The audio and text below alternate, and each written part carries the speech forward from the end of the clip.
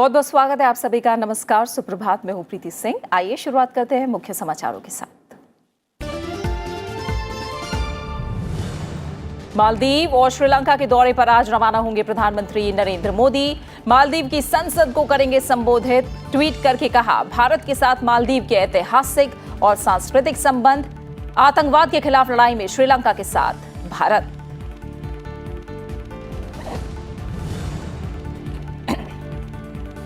आंध्र प्रदेश में जगन मोहन रेड्डी कैबिनेट का आज होगा विस्तार। राज्यपाल ESL नरसिम्हन मंत्रिपरिषद के 5 उप मुख्यमंत्रियों समेत 25 मंत्रियों को दिलाएंगे शपथ। अगले 2.5 साल तक नहीं होगा कैबिनेट में फेरबदल।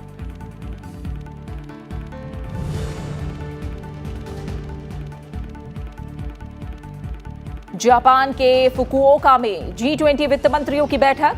वित्त मंत्री निर्मला सीतारमण होंगी शामिल। बढ़ते संरक्षणवाद और वैश्विक व्यापार पर होगी चर्चा। सुकुबा शहर में G20 देशों के वाणिज्य मंत्रियों की बैठक में पीयूष गोयल करेंगे भारतीय प्रतिनिधिमंडल का नेतृत्व।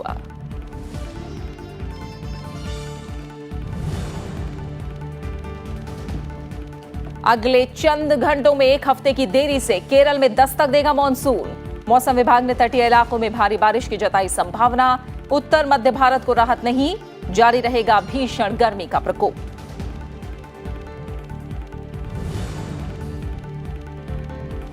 शहर में G20 देशों पवित्र कैलाश मानसरोवर यात्रा आज से शुरू। 8 सितंबर तक चलेगी यात्रा। उत्तराखंड के लिपुलेखा दर्रा और सिक्किम के नाथुला दर्रा के रास्ते रवाना होगा 18 समूहों का जत्था। प्रत्येक समूह में 60 श्रद्धालु होंगे शामिल।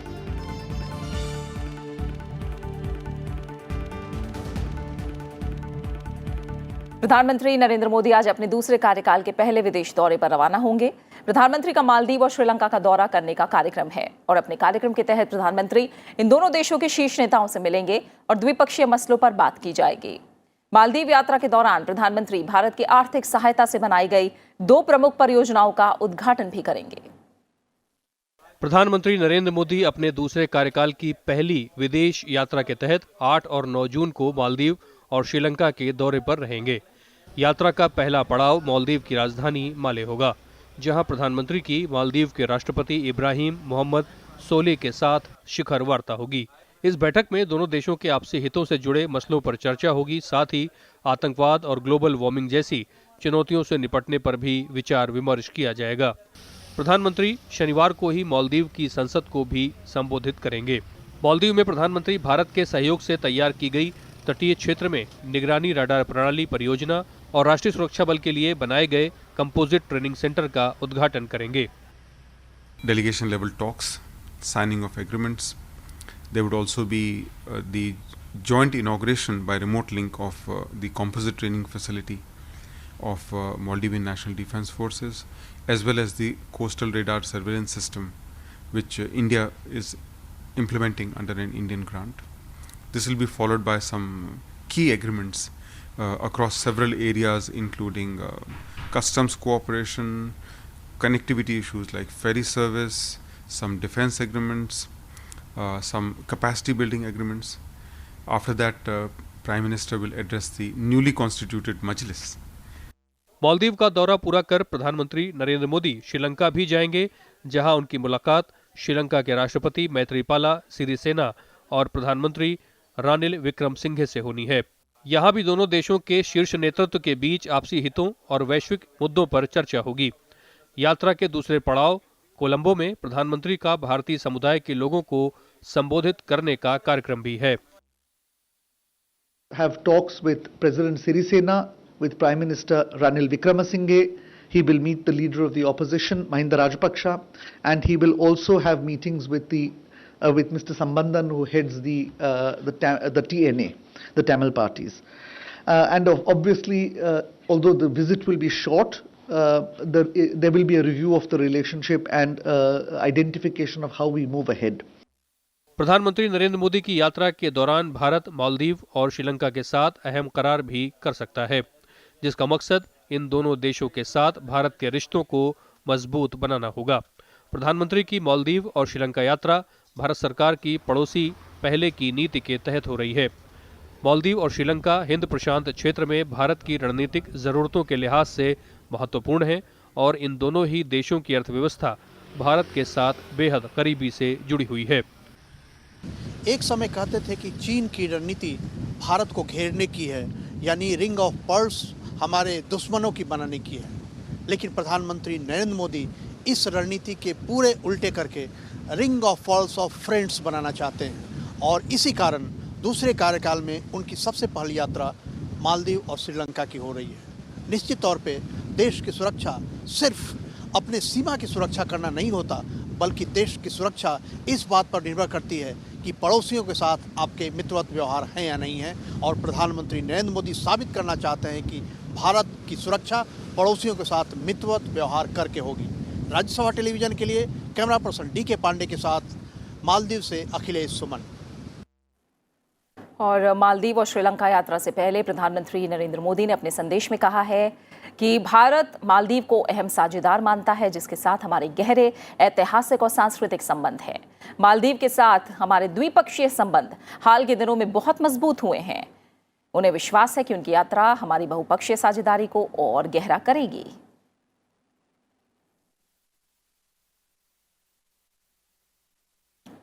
प्रधानमंत्री ने कहा है कि श्रीलंका की उनकी यात्रा श्रीलंका के लोगों के साथ ही इस साल अप्रैल में हुए भयानक आतंकवादी हमलों के खिलाफ हमारी एकजुटता दिखाने के लिए है। भारत आतंकवाद के खिलाफ लड़ाई में श्रीलंका के साथ खड़ा है। श्रीलंका के साथ भारत के द्विपक्षीय संबंधों में पिछले कुछ साल में काफी तेजी आई है। मुझे विश्वास है कि मालदीव और श्रीलंका की उनकी यात्रा हमारे समुद्री पड़ोसियों के साथ करीबी और सौहार्दपूर्ण संबंधों को और मजबूत करेगी, जो हमारी पड़ोसी पहले की नीति और क्षेत्र में सभी के लिए सुरक्षा और विकास के नजरिए के अनुरूप है।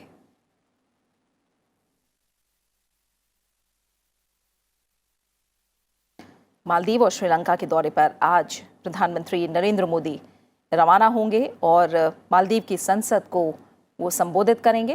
विदेश मामलों के संपादक अखिलेश सुमन फोन लाइन पर हमारे साथ जुड़े हैं मालदीव से। अखिलेश, हम जानते हैं कि अगर एशियाई देशों की बात करें तो क्षेत्र के हिसाब से और जनसंख्या के हिसाब से एशिया का सबसे छोटा देश मालदीव, लेकिन ये भी समझते हैं हम कि उसकी सामरिक जो अहमियत है वो काफ़ी ज़्यादा है। प्रधानमंत्री नरेंद्र मोदी ने दूसरे शपथ ग्रहण समारोह में मालदीव को न्योता नहीं दिया, लेकिन पहली विदेश यात्रा की शुरुआत वो मालदीव से कर रहे हैं। इसे कैसे समझा जाए?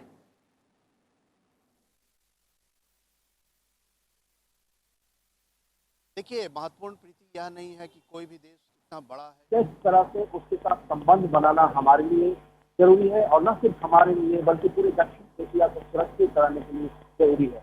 तो ऐसी स्थिति में आप देख रहे हैं कि मालदीव जो देश है भले ही छोटा हो, लेकिन जो हमारा हिंद महासागर है, हिंद महासागर में उसकी स्थिति बहुत ही रणनीतिक है और इसीलिए पूरी दुनिया के जो बड़े देश हैं उनकी निगाहें लगी रहती है कि मालदीव से किस तरीके से प्रभाव बनाया गया। और जैसा कि आपने देखा होगा कि पिछले कई सालों में चीन ने मालदीव पर काफी अपना राजनीतिक प्रभाव बढ़ाया और न सिर्फ राजनीतिक प्रभाव बढ़ाया बल्कि आर्थिक तौर पर भी मालदीव को इतना ज्यादा ध्यान देने की कोशिश की जिससे हो कि मालदीव की सरकार एक तरीके से चीन पर आश्रित हो जाए, जो कि दक्षिण एशिया की सेहत के लिए, दक्षिण एशिया के देशों की संप्रभुता के लिए सही नहीं है। और जिस तरीके से दक्षिण एशिया में लोकतंत्र ने धीरे धीरे अपना जड़ जमाया है, वैसे में अगर आर्थिक संप्रभुता कहीं क्षरण होता है तो उसमें उस देशों के लोगों की भी स्थिति खराब होगी। और इसीलिए इतना मालदीव ने एक लंबी लड़ाई लड़ी, मालदीव के लोगों ने लंबी लड़ाई लड़ी और उसके बाद वहाँ इमरजेंसी लगाया गया। वहाँ की सरकार ने, और इमरजेंसी के बाद फिर जब चुनाव हुए तो मालदीव में नई सरकार आई है और जो नई सरकार अपनी आर्थिक संप्रभुता, अपनी राजनीतिक संप्रभुता को बचाने के लिए दुनिया के देशों के साथ संबंध बना रही है। और मालदीव की नई सरकार ने के लिए दुनिया के देशों के साथ संबंध बना रही है और मालदीव की नई सरकार ने घोषणा की है कि इंडिया फर्स्ट उसकी नीति है। मतलब सबसे पहले उसे इंडिया के साथ संबंध बनाने हैं, ठीक करने हैं और उसके बाद अन्य देश। जिस तरह से हमारी एक नीति है नेबरहुड फर्स्ट, वैसे ही मालदीव की नीति है इंडिया फर्स्ट। और इस मामले में देखें कि भारत और मालदीव की नीतियां काफ़ी मिलती हैं, एक दूसरे से जुड़ती हैं। और जैसा कि मैं पहले भी बता रहा था कि भारत की सुरक्षा चुनौतियां सिर्फ इस बात से नहीं निर्भर होगी कि हमारी सीमाएं कितनी सुरक्षित है, बल्कि जो हमारा नेबरहुड है, जो हमारे पड़ोसी हैं, उनके साथ किस तरह का संबंध है हमारा। और इस मामले में मुझे लगता है कि प्रधानमंत्री नरेंद्र मोदी ने एक रणनीति बनाई है कि सभी देशों के साथ संबंध इस तरह से बनाएं ताकि उनको अपनी जनता की ज़रूरतों को पूरा करने के लिए उनको इस तरह से क्षमता में बनाया जाए ताकि उन्हें किसी बाहरी जो इस इलाके से बाहर के देश हैं उनकी तरफ न देखना पड़े। हाँ। और इसी हिसाब से उन्होंने अपनी सबसे पहली यात्रा मालदीव की है, उसके बाद श्रीलंका जाएंगे। तो मुझे लगता है कि जो एशिया प्रशांत की जो राजनीति है, एशिया प्रशांत की राजनीति में सभी छोटे देश चाहते हैं कि भारत अपनी सक्रिय उपस्थिति निभाए और इसी हिसाब से प्रधानमंत्री नरेंद्र मोदी ने एक संदेश देने का प्रयास किया है पूरी दुनिया को कि भारत अपनी सक्रिय स्थिति को बनाने के लिए और आगे बढ़ाने के लिए तैयार है और आगे इस नीति पर बढ़ेगा। बिल्कुल, बहुत बहुत शुक्रिया अखिलेश इस जानकारी को फिलहाल मालदीव से हम तक पहुंचाने के लिए आपका। और खबरों में आगे बढ़े तो प्रधानमंत्री नरेंद्र मोदी आज केरल के दौरे पर पहुंच रहे हैं। प्रधानमंत्री थ्रिसूर जिले में स्थित गुरुवायूर मंदिर के दर्शन और प्रार्थना करेंगे। इसके बाद 10 बजे के करीब वो श्री कृष्णा HS ग्राउंड में जनसभा करेंगे। इसके बाद दोपहर तक वो 2 दिवसीय यात्रा पर मालदीव के लिए रवाना होंगे।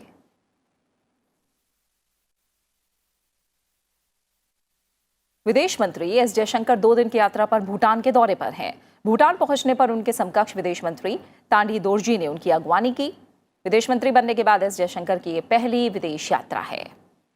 विदेश मंत्री ने भूटान के विदेश मंत्री से मुलाकात की और दोनों मंत्रियों ने आपसी हितों के मुद्दों पर विकास, साझेदारी बढ़ाने और पनबिजली परियोजना पर चर्चा की। विदेश मंत्री एस जयशंकर ने भूटान के प्रधानमंत्री लोटे शेरिंग से भी मुलाकात की। इस दौरान द्विपक्षीय संबंधों को और मजबूत करने पर चर्चा की गई है। विदेश मंत्रालय ने कहा कि भूटान भारत का एक करीबी दोस्त और भरोसेमंद पड़ोसी है। वित्त मंत्री निर्मला सीतारमण जापान की फुकुओका में G20 समूह के वित्त मंत्रियों और केंद्रीय बैंक के गवर्नर्स की 2 दिवसीय बैठक में हिस्सा लेंगी। ये बैठक जापान में आज से शुरू होने जा रही है।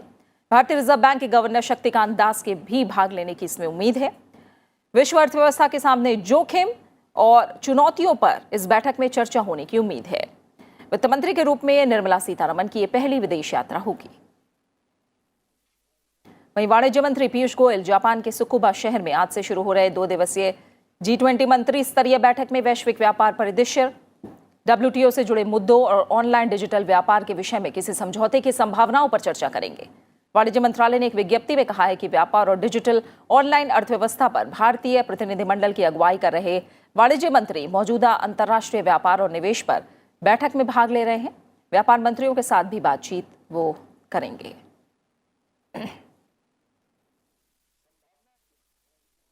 नई लोकसभा के पहले सत्र से पहले मंत्रियों के कोर ग्रुप की शुक्रवार को रक्षा मंत्री राजनाथ सिंह के आवास पर बैठक हुई।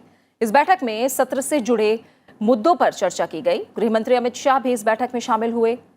17 जून से शुरू हो रहे संसद के सत्र से पहले यह बैठक हुई। खबरों के मुताबिक इस बैठक में आगामी सत्र में सांसदों के साथ समन्वय, नवनिर्वाचित सांसदों को संसदीय प्रक्रियाओं और संसदीय स्थायी समिति के गठन जैसे विषयों पर चर्चा हुई और सत्र 26 जुलाई तक चल रहा है।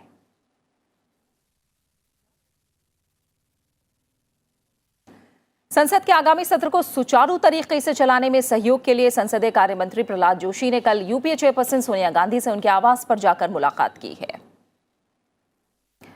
इस दौरान उनके साथ संसदीय कार्य राज्य मंत्री अर्जुन मेघवाल और कृषि मंत्री नरेंद्र सिंह तोमर भी थे। संसदीय कार्य मंत्री ने 17 जून से शुरू हो रहे संसद सत्र को कामयाब बनाने के लिए यूपीए अध्यक्ष से सहयोग मांगा। संसदीय कार्य मंत्री प्रहलाद जोशी ने राज्यसभा में नेता विपक्ष गुलाम नबी आजाद और लोकसभा में डीएमके के नेता टीआर बालू से भी मुलाकात की। मोदी सरकार अपने दूसरे कार्यकाल के पहले सत्र में ही 3 तलाक पर रोक समेत 10 अध्यादेशों को कानून बनाने की तैयारी में है।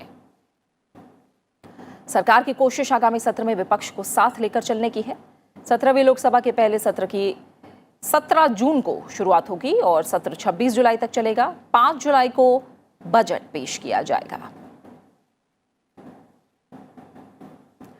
केंद्र सरकार ने नागरिकों से केंद्रीय बजट 2019-20 के लिए सुझाव मांगे हैं। ये कदम बजट तैयार करने में नागरिकों की सहभागिता बढ़ाने के लिए उठाया गया है।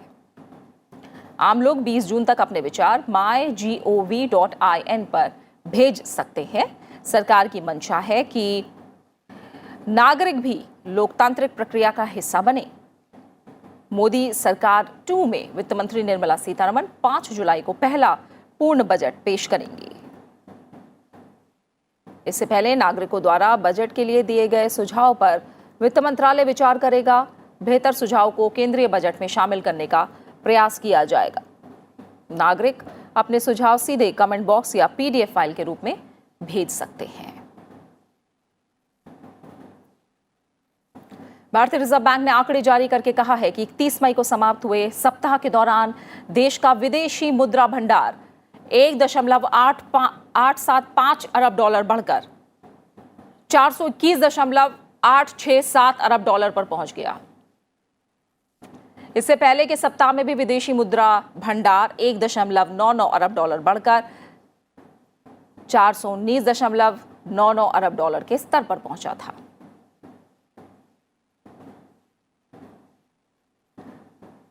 केरल की वायनाड सीट से चुनाव जीतने के बाद कांग्रेस अध्यक्ष राहुल गांधी कल पहली बार केरल पहुंचे। राहुल गांधी ने क्षेत्र के मतदाताओं का आभार जताया। राहुल गांधी ने केरल के वंडूर के कालिकावू में रोड शो किया और एक जनसभा को संबोधित किया। कांग्रेस अध्यक्ष का आज वायनाड जिले में ही एक और रोड शो करने का कार्यक्रम भी है। राहुल गांधी इस बार लोकसभा चुनाव में अमेठी के अलावा केरल की वायनाड सीट से भी चुनाव लड़े थे। वायनाड से तो राहुल गांधी चुनाव जीत गए, लेकिन कांग्रेस का गढ़ कहे जाने वाली अमेठी सीट से राहुल गांधी को बीजेपी नेता स्मृति ईरानी के हाथों हार का सामना करना पड़ा था। My response is that my door is going to be open to every single individual, every single citizen of Wayanad. My job is to listen to the people of Wayanad and speak with the voice of the people of Wayanad. Andhra Pradesh देश का पहला ऐसा राज्य बनेगा जहां एक नहीं बल्कि एक साथ 5 उप मुख्यमंत्री होंगे। आंध्र प्रदेश के मुख्यमंत्री जगन मोहन रेड्डी ने अपने मंत्रिमंडल में 5 उप मुख्यमंत्री शामिल करने का फैसला किया है। आज 25 सदस्यों वाले मंत्रिमंडल का शपथ ग्रहण समारोह होगा। राज्यपाल ESL नरसिम्हन नए मंत्रियों को पद और गोपनीयता की शपथ दिलाएंगे। इससे पहले पार्टी विधायकों के साथ कल हुई बैठक के बाद इस फैसले का ऐलान किया गया। बैठक में जगन मोहन रेड्डी ने कहा कि वो लोगों की भावनाओं को ध्यान में रखते हुए नए मंत्रियों का चुनाव करेंगे। मंत्रिमंडल में जिन 5 उप मुख्यमंत्रियों को शामिल किया जाएगा वो 5 अलग अलग समुदाय से होंगे। फैसले के मुताबिक अनुसूचित जाति, जनजाति, पिछड़ा वर्ग, अल्पसंख्यक और कापू समुदाय से एक उप मुख्यमंत्री होंगे। मुख्यमंत्री ने सभी विधायकों और संभावित मंत्रियों को लोगों की उम्मीदों पर खरा उतरने के लिए कहा है। साथ ही उन्होंने ये भी बताया कि मंत्रिमंडल में 2.5 साल बाद बदलाव किया जाएगा। पश्चिम बंगाल की मुख्यमंत्री ममता बनर्जी नीति आयोग की बैठक में शामिल नहीं होंगी। ममता बनर्जी ने बैठक में शामिल नहीं होने को लेकर प्रधानमंत्री नरेंद्र मोदी को चिट्ठी लिखी है, जिसमें बैठक में शामिल होने से इनकार करते हुए इसे निरर्थक बताया है। ममता बनर्जी ने लिखा है कि एक संस्था के तौर पर राज्य की योजनाओं में मदद के लिए इसके पास कोई वित्तीय शक्तियां नहीं हैं। प्रधानमंत्री नरेंद्र मोदी की अध्यक्षता में 15 जून को नीति आयोग की बैठक होनी है। और खबरें जारी हैं, लौट रहे हैं छोटे से ब्रेक के बाद।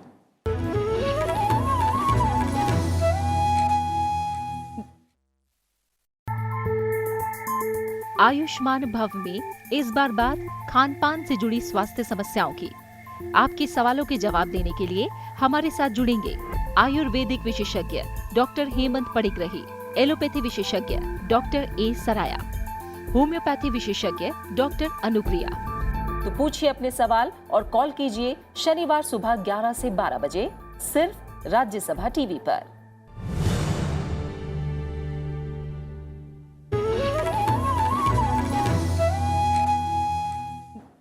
भारतीय सैन्य अकादमी से पास आउट होकर 459 कैडेट्स विभिन्न सेनाओं में अफसर बन गए हैं। इनमें 382 जाबाज अफसर भारतीय सेना का हिस्सा बनेंगे, जबकि मित्र राष्ट्रों के 77 कैडेट्स पास आउट हुए हैं। पास आउट परेड में मुख्य अतिथि दक्षिण पश्चिम कमान के general officer commanding in chief lieutenant general Cheris Matheson ने परेड की सलामी ली। ओथ सेरेमनी के बाद सभी जेंटलमैन कैडेट बतौर लेफ्टिनेंट सेना की विभिन्न यूनिट और रेजिमेंट में शामिल हो जाएंगे।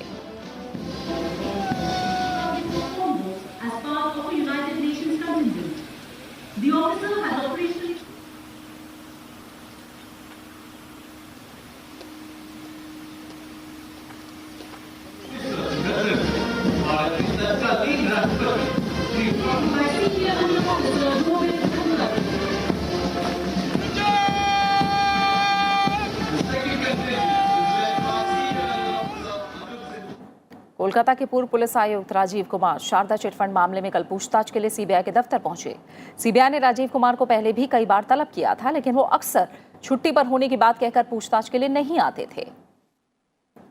राजीव कुमार पूछताछ में शामिल होने के लिए कोलकाता में सीबीआई दफ्तर पहुंचे। करोड़ों रुपए के घोटाले से जुड़े इस मामले की शुरुआती जांच में राजीव कुमार शामिल थे। राजीव कुमार से सीबीआई ने दूसरी बार पूछताछ की। इससे पहले राजीव कुमार से सुप्रीम कोर्ट के आदेश के बाद शिलांग में पूछताछ की गई थी। राजीव कुमार के खिलाफ कार्रवाई के तहत सीबीआई की टीम कोलकाता में उनके आवास पर भी पहुंची थी, लेकिन तब स्थानीय पुलिसकर्मियों के साथ केंद्रीय टीम की नोकझोंक भी देखने को मिली थी और इस घटना के बाद राज्य में सियासी खींचतान भी हुई थी। लोकसभा चुनाव के दौरान चुनाव आयोग ने राजीव कुमार को दिल्ली भेज दिया था। राजीव कुमार फिलहाल पश्चिम बंगाल के सीआईडी के अतिरिक्त महानिदेशक के तौर पर तैनात हैं।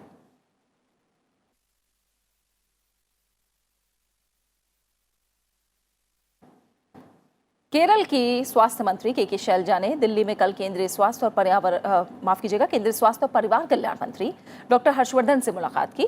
बैठक में निपा वायरस बीमारी से निपटने और इसके लिए की गई तैयारियों पर विचार विमर्श किया गया। केंद्रीय स्वास्थ्य मंत्री निपा वायरस से जुड़ी स्थिति की लगातार निगरानी कर रहे हैं। उन्होंने केरल की स्वास्थ्य मंत्री को केंद्र सरकार की ओर से सभी प्रकार की सहायता उपलब्ध कराने का आश्वासन दिया। स्थिति को काबू में रखने के लिए स्वास्थ्य मंत्रालय और आईसीएमआर की विशेषज्ञ टीमें केरल पहुंच चुकी हैं और निपा वायरस बीमारी की जांच और प्रबंधन में राज्य की मदद कर रही हैं। केरल में निपा वायरस से पीड़ित छात्र की स्थिति स्थिर है और फिलहाल कोई नया मामला सामने नहीं आया है। वहीं 7 संदिग्ध मामलों की रिपोर्ट भी नेगेटिव आई है। खराब मौसम के बीच तलाशी के दौरान 5वें दिन शुक्रवार को भी भारतीय वायुसेना के लापता AN-32 विमान का कोई पता नहीं चल पाया है। इस विमान में 13 लोग सवार थे। अभी तलाश जारी है। स्थानीय और जिला प्रशासन के अधिकारियों के साथ भारतीय सेना और भारत तिब्बत सीमा पुलिस का दल सियांग जिले के आसपास के इलाकों की तलाश कर रहा है। विदेश मंत्रालय द्वारा की जाने वाली कैलाश मानसरोवर यात्रा आज से शुरू हो रही है और ये पवित्र यात्रा 3 महीने यानी 8 सितंबर तक चलेगी। यात्रा उत्तराखंड के लिपुलेखा दर्रा और सिक्किम के नाथुला दर्रा से गुजरेगी। यात्रा के लिए 18 बैच बनाए गए हैं। प्रत्येक बैच में 60 श्रद्धालु शामिल हैं। प्रत्येक बैच के लिए यात्रा की अवधि 24 दिन है, जिसमें 3 दिन तैयारी संबंधी कार्य के लिए दिल्ली में रुकना होगा।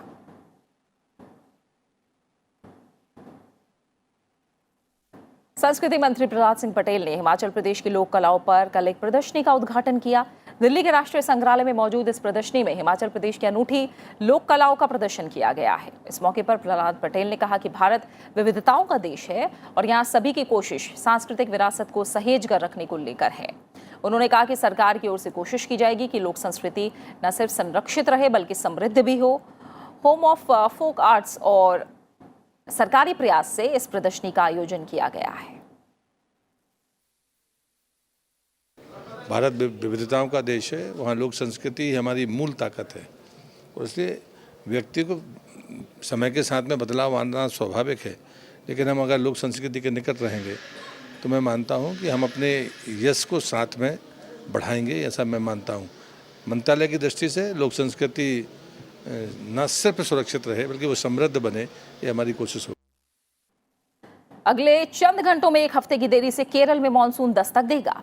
केरल तट से टकराने के बाद ही मानसून देश के अन्य हिस्सों में पहुंचता है। मौसम विभाग ने तटीय इलाकों में भारी बारिश की संभावना जताई। हालांकि मौसम विभाग ने केरल के कुछ जिलों के लिए रेड अलर्ट भी जारी किया है। 10 जून को त्रिशूर और एर्नाकुलम, मालापुरम और कोझिकोड जिले में 11 जून के लिए रेड अलर्ट जारी किया गया है। चारों जिलों में 10 और 11 जून को भारी बारिश की आशंका जताई गई है।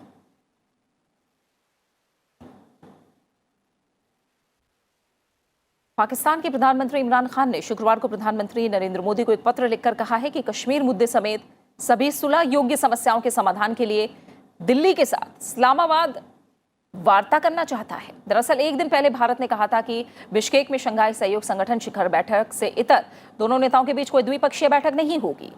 भारत की प्रधानमंत्री पद पर दूसरे कार्यकाल के लिए प्रधानमंत्री नरेंद्र मोदी को बधाई देते हुए इमरान खान ने पत्र में कहा कि दोनों राष्ट्रों के बीच वार्ता ही दोनों देशों के लोगों को गरीबी से उबरने में मदद करने का एकमात्र समाधान है और इसके लिए जरूरी है कि क्षेत्रीय विकास के लिए साथ मिलकर काम किया जाए। बात खेलों की। आईसीसी क्रिकेट विश्व कप में ब्रिस्टल में श्रीलंका और पाकिस्तान का मैच बारिश के कारण रद्द कर दिया गया है। ये मैच कल दोपहर बाद 3 बजे शुरू होना था, लेकिन लगातार बारिश के कारण एम्पायरों ने मैदान का निरीक्षण करने के बाद मैच रद्द करने का फैसला किया। मैच रद्द होने से दोनों टीमों को 1-1 अंक मिले हैं। अब श्रीलंका और पाकिस्तान दोनों के 3-3 मैच में 3-3 अंक हो गए हैं। इस मैच से पहले दोनों ने अपने 1-1 मुकाबले जीते थे, जबकि 1-1 में हार का सामना करना पड़ा था। वहीं आज विश्व कप में 2 अहम मुकाबले खेले जाएंगे। इंग्लैंड का मुकाबला बांग्लादेश से होगा। दोपहर 3 बजे कार्डिफ में ये मैच खेला जाएगा। एक तरफ जहां बांग्लादेश उत्साह से लबरेज है, तो दूसरी तरफ इंग्लैंड की टीम पाकिस्तान से मिली हार से उबरना चाहेगी। बांग्लादेश एक बार फिर उलटफेर करने की कोशिश करेगा। वहीं इंग्लैंड की टीम जीत के साथ वापस पटरी पर आना चाहेगी।